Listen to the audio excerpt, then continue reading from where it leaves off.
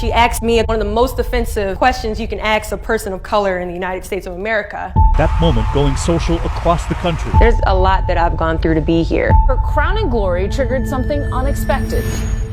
You're the first military woman in Miss USA. You know, Commander, you're looking really hot today. I'm somebody that has had some serious battles in their life. There are moments where you really do have to prove yourself. I was in a very militant household. She joined the military at 17. I never wanted to compete in pageants. I noticed that there was a lady across the way staring me down. I thought she had a few screws loose. She eventually makes her way closer and closer. She just wanted to do a little bit of explaining. I was immediately offended. The two women were perfect strangers. I just was crying. This woman was very persistent. I'm like having an anxiety attack, like my knees gave out. She somehow convinced me to meet her at Starbucks the very next day. And she tells me something that changed my life forever. I was working a summer position at Target. During this shift, my life changed forever. A woman stared at me from across the way. I thought she had a few screws loose, so I tried my best to ignore her very intense stares. She eventually makes her way over to me and asks me the most offensive question you can ask a person of color. Were you born in this country? And I was immediately offended. And I said, yeah. I was born in this country. And then she says, do you have any kids? I said, no, I don't have any kids. She then asked me if I was married. And then I said, no, ma'am, I am not married. She says, how old are you? I said 19. May I help you find something? And she then goes on to say something that changed my life forever. She says, you look like you could be the next Miss USA. To my disbelief, she was actually a pageant recruiter. And the reason why she was asking those questions is because she was curious about the qualifications that I had when it came to competing for Miss USA. And I laughed at her hysterically at the thought. I was like, listen, lady, this is my second year at Virginia State University. I'm in the ROTC program, which means that in 2 years, I'll be commissioning as an officer in the United States military, and I have all intention on going active duty. I'm not a pageant girl. And she says, you know what, please, please, please meet me at Starbucks tomorrow. I would love to just sit down and talk to you about it. And I must have been a pretty open-minded 19-year-old because I actually met this crazy lady at Starbucks the next day. She shows up with this foot-tall stack of pageant books and somehow convinces me to enter into my very first pageant, which I did 3 months later. Just a few months after the Target conversation, we went to a dress shop, and it was probably only maybe my second time picking out a dress in my life. And I remember going through all these pretty gowns, feeling like I looked bony. I remember putting the dress on and coming out, and it was her. I don't like the way that I look. I don't like the way that I look right now at all. In high school and in middle school, but mostly in high school, I was heavily bullied. I had this one bully. She'd be the person that I would do everything that I could to avoid, because in the hallways, she would bully me ruthlessly. She would say, you know, skinny, you know, orangutan because my arms are long. She would just say, wow, look at how big your feet are. And I would honestly say she's probably one of the bigger contributors to why my self-esteem growing up was very low. And I remember looking at myself in the mirror as I'm like having an anxiety attack. Leslie, she walked up to me and rubbed my back and she said, you know, when I saw you in Target, I saw something in you, and I see you glowing right now. I think you look amazing, and I think you could easily win this competition, and I think you can easily win Miss USA. You just have to believe in yourself, because if not you, then who? So 3 months later, I compete in my first pageant, and I lose. I go back the second year, compete in the state pageant, I lose. Go back the third year, compete in the state pageant, and lose. Go back the fourth year, compete in the same pageant, and lose. I go back the fifth year, y'all, compete in the state pageant and lose. But guess what? I go back the sixth year, guess what happens? I lose. It was actually my dad.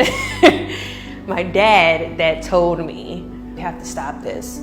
It's not that I don't think that you can, I just don't know if they will give you this crown. I was prepared to quit. I called that woman on the phone and said, you told me I could be the next Miss USA. I've been at this for 6 years and this is failing epically. She says, Deshona, keep trying. Keep trying, I have a good feeling. I said, your good feeling is garbage. I've been at this a long time. She says, keep going. I said, okay. And I was gonna message her, telling her that I had a pageant in 2 months and that I wanted her to come, that I was competing for Miss DC USA. And when I went to her page on Facebook, there were just all these RIPs going up and down her timeline. And all the RIPs were from like 3 or 4 months prior, so I never got to say goodbye. And I didn't get to go to her funeral or anything like that. I didn't know any of her friends. When she passed away, no one told me because no one knew that we were friends. And I just felt really bad.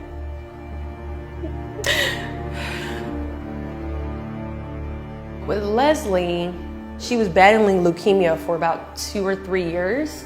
I would message her and send her the dates for my pageant and say, hey, you know, I would love for you to come out. And she'd say, I'm so sorry, I can't make it. I just always assumed she was gonna be okay. It was very tough competing that December. And I spent that entire 2 weeks remembering Leslie. I wanted to prove her right, that what she saw and who she saw on Target was actually someone that could be Miss USA. When the competition happened, I called my mom. She said, I'm watching you, Leslie's watching you, everybody's watching you. I had an immediate anxiety attack. I was crying. And I just said, I don't want to go out there. I'm terrified because you could hear the people, thousands of people. It's the T-Mobile Arena in Las Vegas and it's huge. I remember just looking at myself in the mirror and saying, if not you, then who? I looked around and I just saw all these amazing women that are more than capable of being Miss USA. But I just kept telling myself, if not you, then who? If not you, then who? And then it got down to myself and Miss Hawaii USA. We held hands and I said, thank you, God, for first runner-up. This has just been such an awesome experience because I just knew I was gonna lose against her. District of Columbia!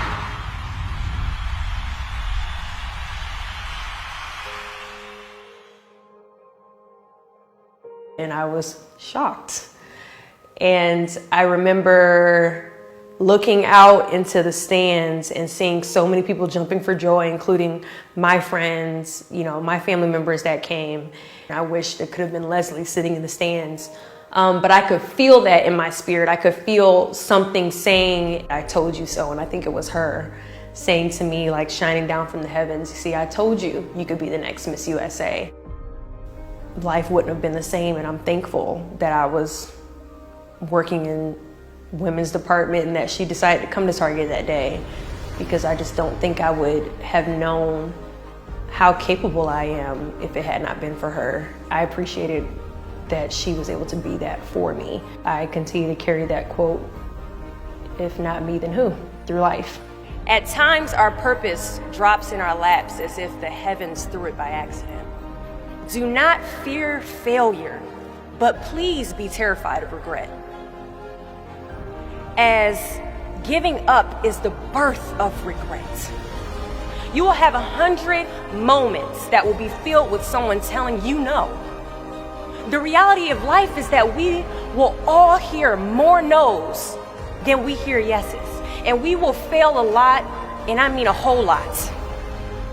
But what I ask of you today is to not take no for an answer. Don't be afraid of no's. Be afraid of the possibility of a yes that you have prematurely destroyed because you decided to quit before the clock strikes 12.